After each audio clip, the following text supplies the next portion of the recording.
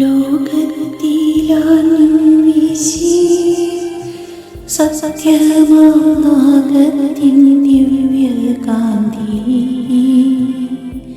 സ്നേഹം തീരങ്ങിറങ്ങി പാവന സ്നേഹപ്രകാശതാരം നിന്നിച്ചു മധ്യേനോ സ്നേഹത്തിടമ്പിനെ ഹൃദയം ക്രൂശിലേറ്റി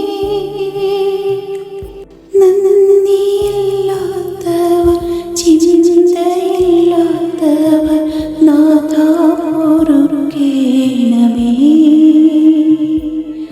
നിന്നി പീഡയോർത്തോർത്തു കണ്ണീരൊഴുകുവാൻ നൽകേണമേ വരങ്ങൾ. പ്രിയമുള്ളവരെ, നമ്മുടെ കർത്താവായ യേശുമിശിഹായുടെ പീഡാനുഭവങ്ങളെയും കുരിശുമരണത്തെയും അനുസ്മരിക്കുന്ന കുരിശിന്റെ വഴി കേവലം ഒരു ചരിത്ര സംഭവത്തിന്റെ ഓർമ്മപ്പെടുത്തലല്ല, അതൊരു വലിയ പ്രാർത്ഥനാനുഭവമാണ്. ദൈവസ്നേഹത്തിന്റെ അഗാധമായ തലങ്ങളിലേക്കുള്ള നമ്മുടെ ആത്മീയ യാത്രയാണത്. ഈ വഴിയിൽ നാം യേശുവിനെ അനുഗമിക്കുമ്പോൾ, അവന്റെ വേദനകളെ ധ്യാനിക്കുമ്പോൾ, നമ്മുടെ ആത്മാവിനെ സ്പർശിക്കുന്ന ചില ആഴത്തിലുള്ള ധ്യാനചിന്തകളിലേക്ക് നമുക്ക് കടക്കാം.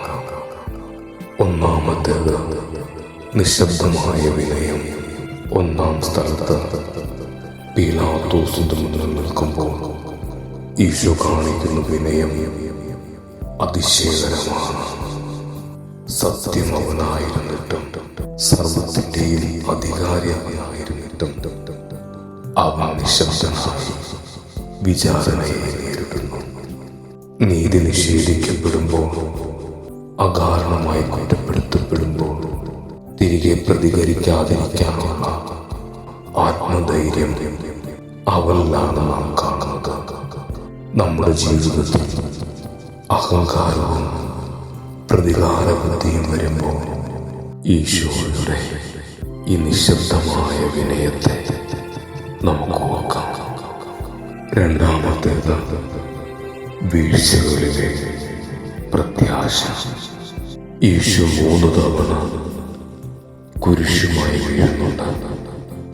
ഓരോ വീഴ്ചയിലും അവൻ കഠിനമായി വേദനിക്കുന്നു. എന്നാൽ ഈശോ തന്റെ സകല ശാരീരിക ബലവും എടുത്ത് വീണ്ടെടുത്ത് നിന്നും വീണ്ടും എഴുന്നേൽക്കുന്നു. ഈ വീഴ്ചകൾ നമുക്ക് നൽകുന്ന സന്ദേശം ഇതാണ്: ജീവിതത്തിലെ പാപങ്ങളിലും കഷ്ടപ്പാടുകളിലും നാം വീണുപോയേക്കാം. എന്നാൽ വീഴുന്നത് ഒരു വലിയ പരാജയമല്ല. എഴുന്നേൽക്കാതെ പാപത്തിൽ തന്നെ കിടക്കുന്നതാണ് പരാജയമെന്ന് ഈശോയുടെ വീഴ്ച നമ്മെ പഠിപ്പിക്കുന്നു. അവനിലാണ് നമ്മുടെ പ്രത്യാശ. മൂന്നാമത്തേത് സഹനത്തിന്റെ പങ്കാളിത്തം. ഇവിടെ നാം കാണുന്നത് ശിമയോൻ കുരിശു ചുമക്കാൻ സഹായിക്കുമ്പോൾ, വേറോനിക്ക രക്തം പുരണ്ട മുഖം തുടയ്ക്കുമ്പോൾ ഈശോ അവരുടെ സഹായം സ്വീകരിക്കുന്നു. ദൈവപുത്രനായ യേശുവിന് തനിച്ച് ഈ ലോകത്തിന്റെ ഭാരം ചുമക്കാമായിരുന്നു. എങ്കിലും അവൻ മനുഷ്യന്റെ സഹായം സ്വീകരിക്കാൻ തയ്യാറായി. നമ്മുടെ സഹനങ്ങൾ തനിച്ചായിരിക്കണമെന്നില്ല. സഭയുടെയും സമൂഹത്തിന്റെയും സഹായം സ്വീകരിക്കാനും മറ്റുള്ളവരുടെ സങ്കടങ്ങളിൽ അവർക്കൊപ്പം നിൽക്കാനും കുരിശിന്റെ വഴി നമ്മെ പഠിപ്പിക്കുന്നു. നാലാമത്തേത് ക്ഷമിക്കുന്ന സ്നേഹം. ലോകരക്ഷകനായ ഈശോ ദൈവത്തിൻ്റെതായ മഹത്വങ്ങളെല്ലാം മാറ്റിവെച്ച് മണ്ണിലിറങ്ങി ജീവിതം തന്നു നമ്മെ ധന്യരാക്കി. ജീവൻ നൽകി നമ്മെ ദൈവപുത്രന്മാരാക്കി.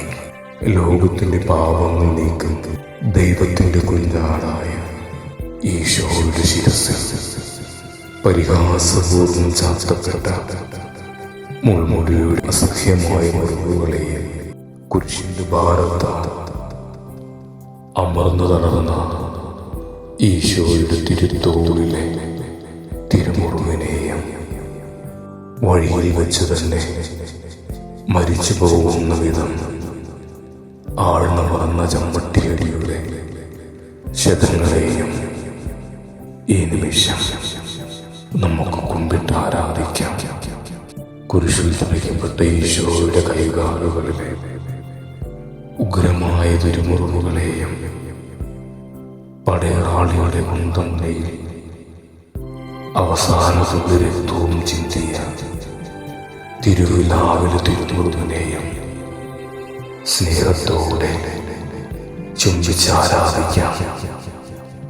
എന്തെന്നാൽ ആ തിരുഹൃദയത്തിന്റെ ജീവൻ തുടിക്കുന്ന പേശി മരണവേദനകൾ മനുഷ്യർ ചെയ്യുന്നത് എന്താണെന്ന് അവർക്കറിഞ്ഞുകൂടാ എന്ന ന്യായവാദം ഉയർത്തി പ്രാർത്ഥിക്കുന്നു. തനിക്ക് കഠിനമായ വേദന തന്നവരോട്, തന്നെ നിന്ദിച്ചവരോട് ക്ഷമിക്കാൻ ഈശോയ്ക്ക് കഴിഞ്ഞ കുരിശിലെ ആ വലിയ സ്നേഹം ക്ഷമയുടേതാണ്.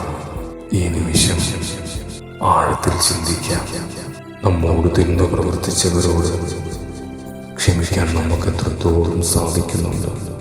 ഈ നോമ്പുകാലം കുരിശിന്റെ ചുവട്ടിൽ നിൽക്കുമ്പോൾ ക്ഷമിക്കുവാനുള്ള വലിയ മനസ്സിനായി നമുക്ക് പ്രാർത്ഥിക്കാം. നീതിമാനായ പിതാവേ, അങ്ങേരെ ക്ഷമിക്കുവാൻ സ്വയം വലിയ വസ്തുവായി തീർന്ന പ്രിയപുത്രനെ എതിർക്കുണ്ടാക്കണമേ. ഞങ്ങൾക്ക് വേണ്ടി മരണം വരിച്ച അങ്ങേ പുത്രനെ സ്വീകരിച്ചുകൊണ്ട് ഞങ്ങളുടെ പാപങ്ങൾ ഓർക്കുകയും ഞങ്ങളോട് രമ്യപ്പെടുകയും ചെയ്യണമേ. അങ്ങേ തിരുകുമാരൻ ഗാഗുൽത്തായിൽ ചിന്തിത്തൊരു രക്തം ഞങ്ങൾക്ക് വേണ്ടി പ്രാർത്ഥിക്കുന്നു. ആ തിരുരക്തത്തെ ഓർത്ത് ഞങ്ങളുടെ പ്രാർത്ഥനകൾ കൈക്കൊള്ളണമേ. ഞങ്ങളുടെ പാപങ്ങൾ വലുതാണെന്ന് ഞങ്ങൾ അറിയുന്നു. എന്നാൽ അങ്ങേ കാരുണ്യം അതിനേക്കാൾ വലുതാണല്ലോ. ഞങ്ങളുടെ പാപങ്ങൾ കണക്കിലെടുക്കുമ്പോൾ അവയ്ക്ക് വേണ്ടിയുള്ള ഈ പരിഹാര ബലിയെ ഗൗനിക്കണമേ. ഞങ്ങളുടെ പാപങ്ങൾ നിമിത്തം അങ്ങേ പ്രിയപുത്രൻ ആണികളാൽ തറയ്ക്കപ്പെടുകയും കുന്തത്താൽ കുത്തപ്പെടുകയും ചെയ്തു. അങ്ങേ പ്രസാദിപ്പിക്കാൻ അവിടുത്തെ പീഡകൾ ധാരാളം മതിയല്ലോ. തന്റെ പുത്രനെ ഞങ്ങൾക്ക് നൽകിയ പിതാവിന് സ്തുതിയും കുരിശുമരണത്താൽ ഞങ്ങളെ രക്ഷിച്ച പുത്രൻ ആരാധനയും രക്ഷണാകൃത്യം പൂർത്തിയാക്കിയ പരിശുദ്ധാത്മാവിന് സ്തോത്രവും ഉണ്ടായിരിക്കട്ടെ. ആമേൻ.